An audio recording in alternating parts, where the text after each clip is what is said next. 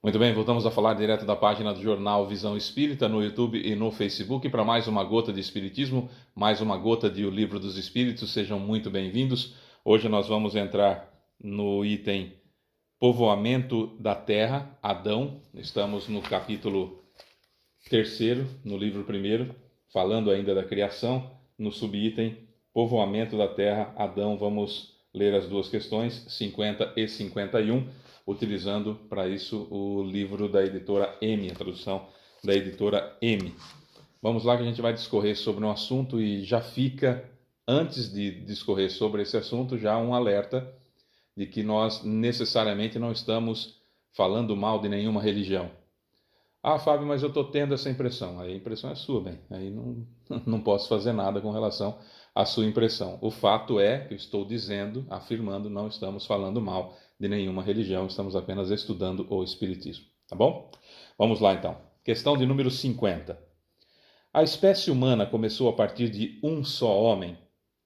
Resposta dos Espíritos: não. Aquele que chamais de Adão não foi nem o primeiro, nem o único a povoar a terra. Questão 51. Podemos saber em que época viveu Adão? Quase na época que assinalastes, por volta de 4.000 anos antes de Cristo. Certo? Aqui é a resposta dos Espíritos.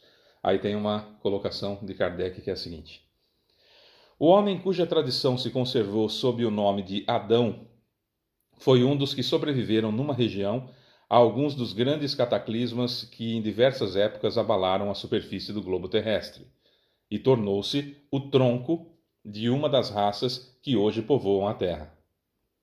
As leis da natureza se opõem à ideia de que os avanços da humanidade, constatados muito tempo antes de Cristo, poderiam ter sido realizados apenas em alguns séculos, como seria o caso se o homem tivesse aparecido na Terra somente a partir da época de Adão. Alguns, e com muita razão, consideram Adão um mito ou uma alegoria que personifica as primeiras eras do mundo. Então vamos lá. Segundo a tradição, mais tradição judaico-cristã, Adão e Eva teriam vivido cerca de 6.000 anos. 4.000 anos antes de Cristo. De Cristo para cá, 2.000 anos a 6.000 anos. Impossível, nesse período de tempo, com a quantidade de anos que as pessoas viviam especificamente na época de Cristo, não vou nem voltar a 4.000 anos antes de Cristo, é impossível, a partir de duas pessoas, Adão e Eva, por mais anos que se vivesse, se vivessem as pessoas, impossível chegarmos em 6.000 anos a 8 bilhões de pessoas. Ponto. Por que é mais impossível ainda? Porque, segundo a tradição judaico-cristã, nesse meio tempo ainda houve um dilúvio, ou teria havido um dilúvio, que evidentemente não aconteceu, um dilúvio universal, um dilúvio mundial, né, que matou todo mundo e deixou só a família de Noé e aquelas pessoas que ele colocou na arca vivos. E teria começado de novo. Aí dá menos tempo ainda para se imaginar, evidentemente, que desse grupinho de pessoas tenhamos tido origem ou teríamos chegado a 8 bilhões de pessoas, como estamos em 2022 no mundo, certo?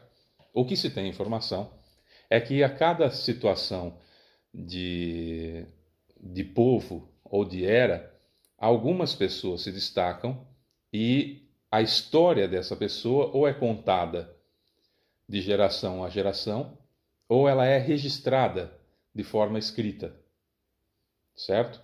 E aí nós vamos ter as tradições e pelo mundo nós vamos tendo as situações diferentes. Nós temos na cultura chinesa, por exemplo, nós temos informações, escritos e comprovações de algo acontecendo ou de uma civilização já existindo há muito mais do que 4.000 anos antes de Cristo, há 5, 6, 8, até 8, há relatos agora de 10.000 anos antes de Cristo, quer dizer, já dá antes de Adão, percebe? Então, qual é a importância dessa situação, dessa informação, povoamento da Terra, Adão, para a nossa evolução? Eu sempre tenho que pensar no Espiritismo, por que é que essa informação está chegando para mim e o que eu vou fazer com ela para evoluir. A ideia é sair do preconceito, porque a história de Adão e Eva, por mais que tenha sido foi contada por Moisés, né? Toda a Gênesis foi escrita por Moisés. A ideia de que o homem tem o espírito soprado por Deus pelas narinas e a mulher ter sido feita de uma costela de Adão para lhe servir, isso causou grandes males às mulheres, ao ser humano do sexo feminino durante milênios. E até hoje ainda se tem essa informação dantesca da diferença entre mulheres, homens e mulheres, a ponto de se dizer, olha, mulher tem que ganhar menos porque engravida. Não tem a mesma capacidade que o homem.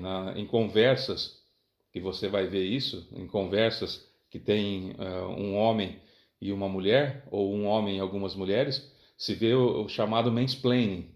Quer dizer, o homem explica as coisas para a mulher como se ela fosse uma imbecilóide, incapaz de entender aquilo, de saber qualquer assunto que seja. Sempre com menosprezo, sempre com a ideia de que a mulher é inferior. Isso vem dessas escrituras, isso vem dessa ideia, né? Porque no próprio Decálogo, nos 10 Mandamentos, a gente vai ver lá, não cobiçarás a casa do próprio, não cobiçarás o jumento do próximo, não cobiçarás a mulher do próximo. Nessa ordem e na ideia de possuir, de posse. Então isso é muito complicado. Ah, mas era para a época. Realmente era para a época. Era o que se entendia na época, era o que era possível na época. Concordo plenamente que era para a época, mas é algo que a gente precisa sair dessa situação. Então, vamos lá. Não existiram Adão e Eva na forma que é contado. Aquilo é um mito, é uma alegoria, que teriam sido expulsos do paraíso, que teriam sido mandados para a terra para arar a terra com o suor do próprio rosto. Há quem diga no meio espírita que essa alegoria, que essa metáfora, que essa historinha, com historinha, né?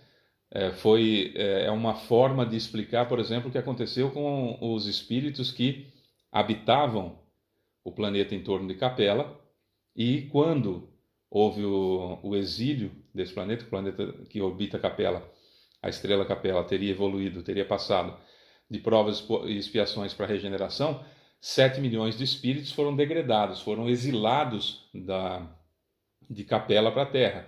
E imagina esse planeta extremamente evoluído, né, já tecnologicamente e tudo, um verdadeiro paraíso, que essas pessoas tiveram que sair de lá, esses espíritos tiveram que sair de lá e virem para a Terra, cerca de 300 mil anos nossos, e pegaram isso aqui como era 300 mil anos. Então você imagina o sofrimento, a dificuldade que foi se sair de uma civilização, ser colocado num deserto e falar, se vira, se vira, e vai reencarnando quantas vezes você precisar aí, eu vou ajudar, vou estar junto, vou trazendo informações, vou trazendo prepostos meus, teria dito Cristo, mas é aquela situação, saindo de um paraíso para arar a terra com o suor do próprio rosto. Então, há muito mais alegoria, muito mais mito, muito mais ideia de historinha, né, como metáfora para a gente entender o que pode ter acontecido com os capelinos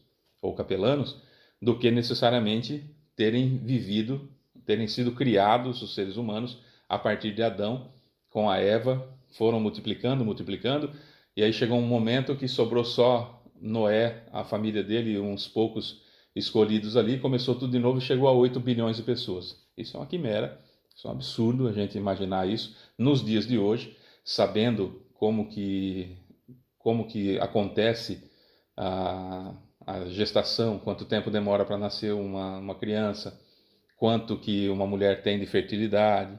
Por mais que se queira falar que a Eva podia ter vivido 200, 300 anos, tá? Mas ela teve quantos? 200, 300 filhos? Um por ano? É o máximo que vai dar. É um por ano. E aí? Aí os filhos deles também, pode fazer a conta, não chega a 8 bilhões de pessoas, até porque no meio do caminho entre Adão e Eva e nós hoje, teria tido, que a gente sabe que não existiu dessa forma, o dilúvio universal. Isso é muito importante que a gente entenda. A espécie humana não começou de um homem só para povoar a Terra, isso é óbvio, a gente já sabe que a teoria evolucionista de Darwin é aquela que corrobora a justiça divina. Quando o princípio inteligente transforma-se em espírito, então ele começa a sua evolução, pouco e pouco. Lembra dos macaquinhos do Darwin? Né? Macaquinho, Darwin, né? A escala de Darwin, lembra? Aquilo lá é a situação mais aceita. E um detalhe que a gente vai ver nos próximos vídeos, quando a gente for falar da diversidade das raças humanas, a gente vai ver, só vou adiantar um pouquinho aqui, um spoilerzinho, a gente vai ver, por exemplo, que essa situação de nascerem espíritos no meio dos princípios inteligentes, lá nos Australopithecus nanicus, que é o primeiro macaquinho da escala do Darwin, isso não aconteceu num só lugar. Isso aconteceu em várias partes do globo. Né? O que dá a origem da humanidade basicamente na África, mas que também surgiram em outros pontos do globo essa mistura. Né? Mistura no sentido de, numa família de Australopithecus nanicus, ter lá 10 filhotes, no começo 9 princípios inteligentes e um espírito. E com o passar do tempo, de 10 filhotes, 10 espíritos e nenhum princípio inteligente. Que isso teria acontecido em várias partes do globo, daí a diferença básica das raças, certo? Quando chegaram aqui os capelinos foram encarnando, trazendo as suas características perispiríticas da sua evolução intelectual e evolução inclusive do corpo no perispírito, dando uma mudança importante aqui na nossa constituição física, e aí se alojando em várias partes da Terra, ficando em várias partes da Terra. Não vou entrar muito na questão dos capelinos, mas encarnando e reencarnando em várias partes da Terra, assinalando ainda mais a diferença cultural, a diferença de raças mesmo, embora seja raça humana, né, de uma espécie só, mas a diferença de raças, idiomas e assim sucessivamente. Depois o clima veio fazer a diferença, etc, etc. A gente vai falar sobre tudo isso. Qual é a função primordial dessas informações? Olha, a reencarnação sempre existiu. Sem ela é impossível termos o planeta como temos hoje. Sem a reencarnação é impossível nós termos a diversidade de raças, não é? Como existe hoje. Sem a migração do pessoal de Capela para cá, não teria havido o grande boom de evolução tecnológica nos mínimos sentidos do ser humano terrestre, não é?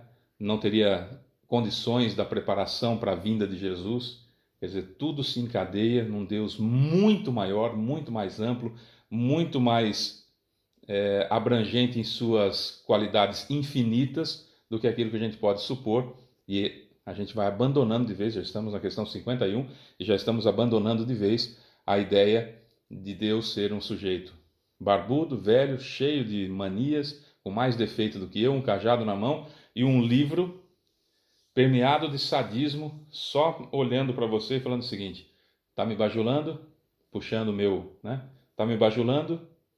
Tá, então você tem direito ao céu. Pode fazer o que for aí na terra, prejudicar os outros, vender pedaço do céu por dinheiro, cobrar grandes quantias em dinheiro para salvar as almas, pode fazer o que for. Se você me bajular, você puxar o meu, né? Você vai vir para o céu, beleza, é só falar que você me adora e tá tudo aqui. E você que fez tudo certo, mas no último momento da sua vida se desesperou, você vai para o inferno porque você não me interessa. Isso está descartado já lá no íntimo da gente, com 50 questões do Livro dos Espíritos. Imagina o que vem por aí, né? A gente vai evoluir muito, aprender muito com essa doutrina maravilhosa chamada Espiritismo. Eu sou Fábio Pereira, essa é mais uma gota de Espiritismo e a gente volta amanhã com mais um vídeo. Um beijo para você que fica. Tchau.